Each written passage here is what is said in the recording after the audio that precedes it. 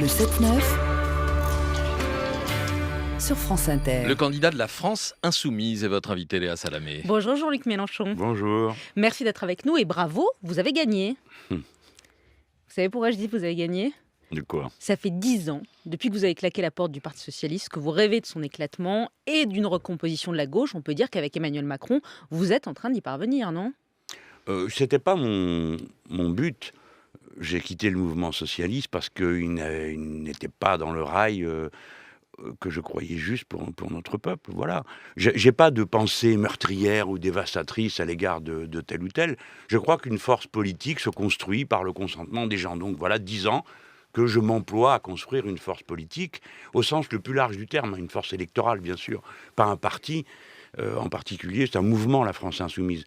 Voilà, et en effet maintenant éclate aux yeux de tous que ce que nous avions pronostiqué concernant le Parti Socialiste est vrai. C'est-à-dire quoi ? Son explosion, son éclatement ? Non mais, ça on verra, mais il s'est mis dans une impasse idéologique et programmatique. Il ne sait plus ce qu'il doit faire.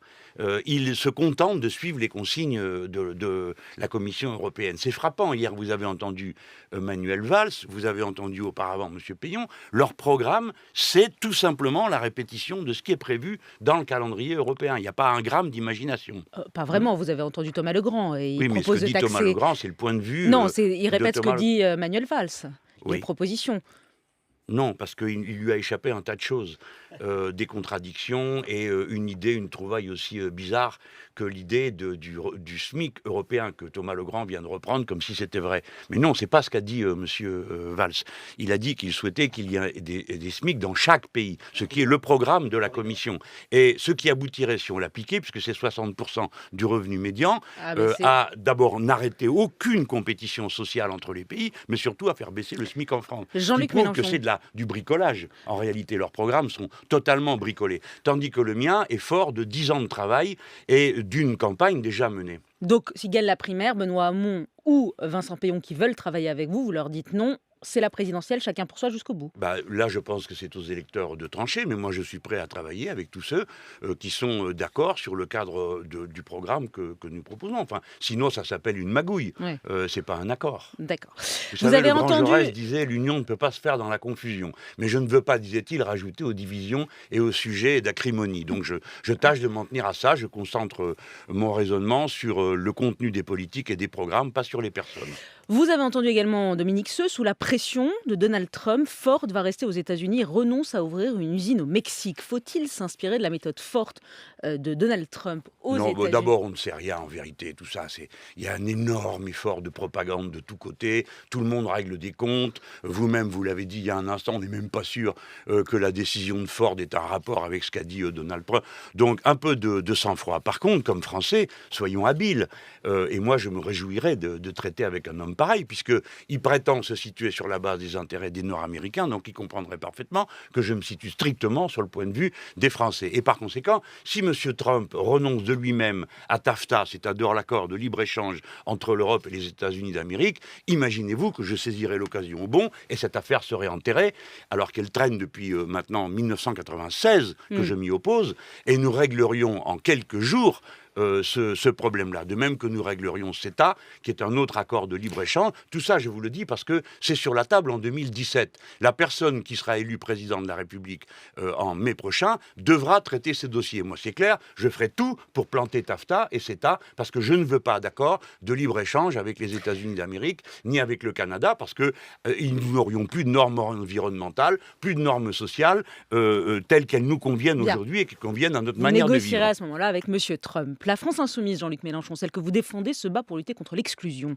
Quand Emmanuel Macron dit « Il vaut mieux que les jeunes des cités soient chauffeurs Uber en gagnant le SMIC plutôt que de rester dans leur cité à dealer du shit ». Sur le fond, vous êtes d'accord avec ça ? C'est un propos méprisant de grand bourgeois qui ne connaît rien à la vie. Car un chauffeur Uber ne gagne même pas le SMIC, il ne sait pas. Un chauffeur Uber n'a pas de protection sociale. Et les chauffeurs Uber manifestent maintenant pour que leur contrat de travail soit transformé en contrat de travail, précisément, et pas simplement en travail travailleurs indépendants surexploités. Au demeurant, Uber ruine d'une manière absolument déloyale les malheureux qui ont investi dans des licences de taxi, et je suis pleinement solidaire de ces deux-là. Par conséquent, s'imaginer que les jeunes gens dans les cités deal du shit, c'est un point de vue absolument écœurant. Car la majorité... Pourquoi ça n'existe pas? Il dit pas du shit? Oui, on connaît le mépris pour la vie des cités. Mépris, Non, je vais vous dire la vérité. Dans les cités, des milliers de familles s'épuisent pour que leurs enfants fassent de bonnes études, et des milliers de jeunes gens font de bonnes études, réussissent à l'école, et ensuite sont repoussés à cause de leur adresse ou de leur nom. C'est ça à quoi devraient s'intéresser les grands bourgeois, au lieu de regarder de haut les gens qui vivent différemment d'eux.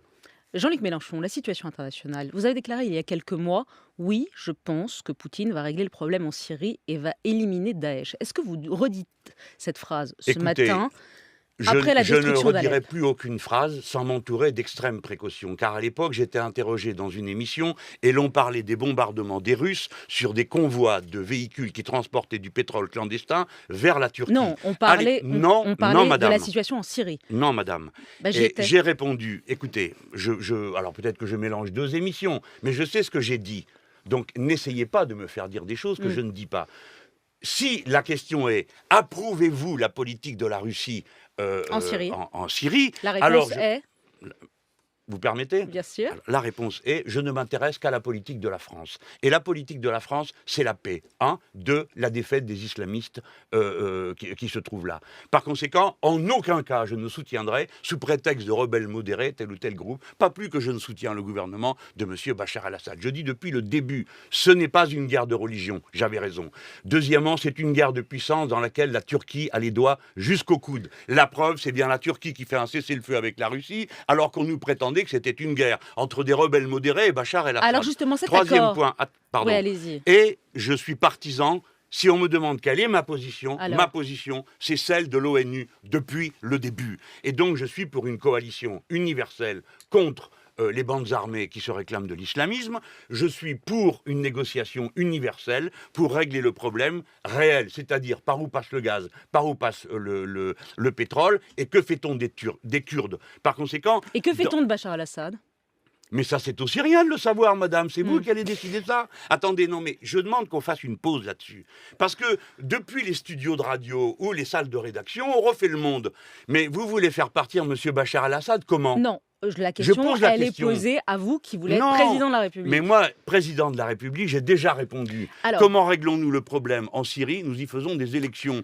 On me dit que c'est très difficile d'organiser des élections. Non, ce n'est pas difficile. On fait rentrer les gens qui sont en exil, on établit une liste électorale, et c'est moins difficile et moins coûteux d'organiser des élections sous contrôle international que de bombarder tout le monde. Le président et de la détruire. République que vous voulez être, qu'est-ce qu'il pense de l'accord, puisque vous avez parlé de la Turquie, de l'accord, puisque cet immense retournement d'alliance de l'accord entre la Turquie et la Russie, cette alliance de régimes autoritaires aux portes de l'Europe, est-ce qu'elle vous fait peur? Alors, ce sont des régimes autoritaires, cela ne fait pas de doute, mais ils ne sont pas de même nature.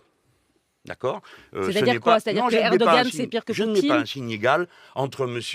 Erdogan, qui est un illuminé fanatisé par sa religion, et M. Poutine. Non, je ne mets pas un signe égal. Maintenant, vous dites un retournement d'alliance, mais Madame Salamé, il faut mettre vos fiches à jour. Ça n'est pas un retournement d'alliance. Ce sont les gens qui se combattaient sur le terrain qui négocient la paix. C'est ce que je dis depuis le début. Mieux vaudrait nommer les gens qui sont dans l'affaire pour négocier la paix que de se raconter des histoires de religion qui n'existent pas. Donc, M. Erdogan n'a pas changé d'alliance. Il est toujours membre de l'OTAN, je vous le rappelle, madame. Deuxièmement, il a franchi la frontière de la Syrie, ce qui n'a l'air d'émouvoir personne, alors que c'est entré chez le voisin. Et naturellement, M. Erdogan est un dictateur qui aujourd'hui réprime le peuple turc, et je suis très hostile à sa gouvernance. Merci à vous, Jean-Luc Mélenchon, d'avoir été avec nous ce matin sur France Inter.